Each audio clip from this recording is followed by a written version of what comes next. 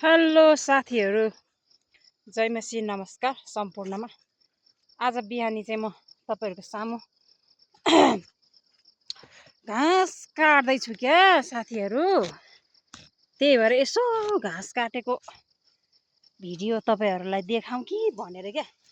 यहाँ देख्न सक्नुहुन्छ, यो बारीमा चाहिँ यति धेरै झार छ, यति धेरै। हेर्नुहोस्, अलिक एक महिना 2 महिना जति बाली लाउन छोडिदिउँ होइन, यति धेरै झार आउँछ, यति धेरै।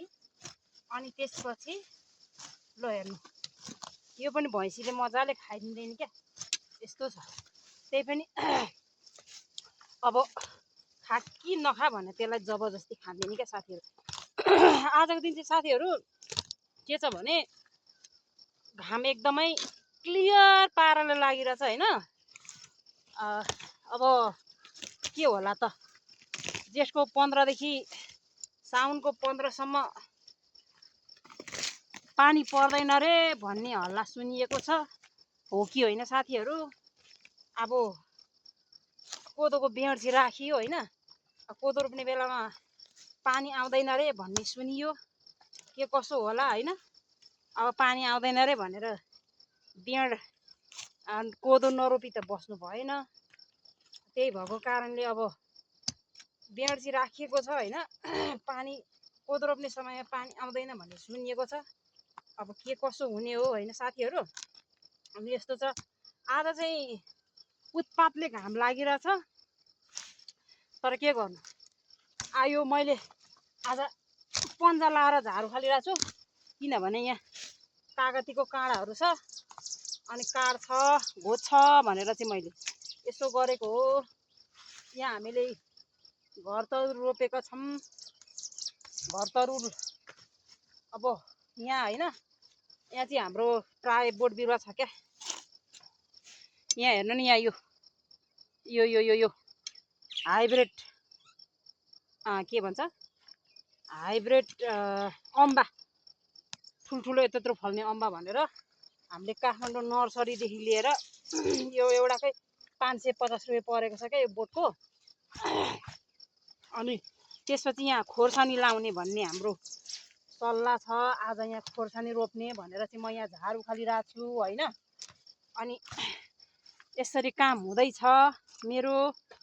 अब के भन्दाखेरि चाहिँ मलाई एउटा कुरा याद आउँछ क्या साथीहरू।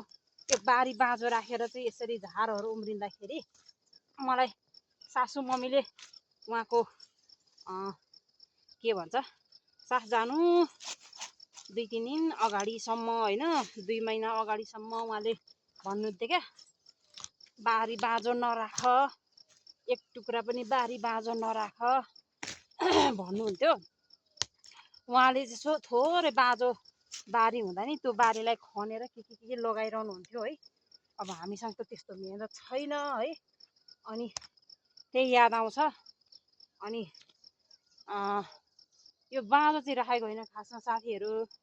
हामीले यहाँ सुन्तला लगाएको छौँ होइन, अलिक पर्तिर कागती छ। अनि यहाँ देख्न सक्नुहुन्छ, यहाँ भेन्टा छ है, अमिलो भेन्टा यहाँ छ, फुलिरहेको छ होइन। अनि त्यसपछि यतापट्टि छ यो कागती सुन्तलाहरू छ यहाँ होइन। यस्तो रोपिरहँदा चाहिँ अब बार बार आएर खनिरहन पाइँदैन होइन। अनि त्यही भएको कारणले पनि यो झारहरू आइरहन्छ क्या। अब यहाँ यसरी समय समयमा आएर खनिराख्ने, अनि त्यसपछि यसलाई गोडमेल गरिराख्ने भएको भए यतिको झार आउँदैन थियो होला होइन। अब पानी पर्ने मौसम छ, अनि पानी परेको कारणले चाहिँ यो झरीले गर्दामा झार आएको आइगर्छ क्या। अनि त्यस्तो छ साथीहरू। अनि भन्नुहुन्थ्यो सासु आमाले चाहिँ होइन, बारी बाँझो नराख, एक टुक्रा पनि। मैले सुन बिछाएर किनेको बारी हो भन्नुहुन्थ्यो। अनि यो चाहिँ अब उहाँ चाहिँ 35 सालमा फलाटेबाट माथि फलाटेबाट चाहिँ यहाँ रगनी झरेर अनि त्यसपछि दुःखले जोडेको बारी हो अरे क्या है। उहाँले आफ्नो गरगहना नभनिकन, आफ्नो सुन चाँदी नभनी सबै बेचेर चाहिँ उहाँले 28 रोपनी बारी किन्नु भएको रहेछ यो ठाउँमा। दुःख गरेर अनि उहाँले भन्नुहुन्थ्यो मैले सुन बिच्छाएर किनेको बारी हो भनेर है। अब उहाँ छाउन्जेल त जे जति अब भयो होइन, यो कुनै पनि बारी बाँझो रहन पाउँदैन थियो। अब उहाँ हुनुहुन्न है, अब आफू एक्लो नसक्ने छोरीछोरा अब के भन्नु पढाइ भनौँ अब सहरतिर पलायन भइहाल्छन्। अब यो पनि हामी बसेसम्म मात्र हो है, हामी हाम्रो सिकाएपछि अब हाम्रो छोरीछोराले आएर यहाँ गरिहालन् भन्ने आश छैन होइन। अनि त्यस्तो साथीहरू यही हो कुरो कहानी होइन। अब गाउँघरको जिन्दगी यस्तै छ, यसरी जीविका चलाइराखेका छौँ।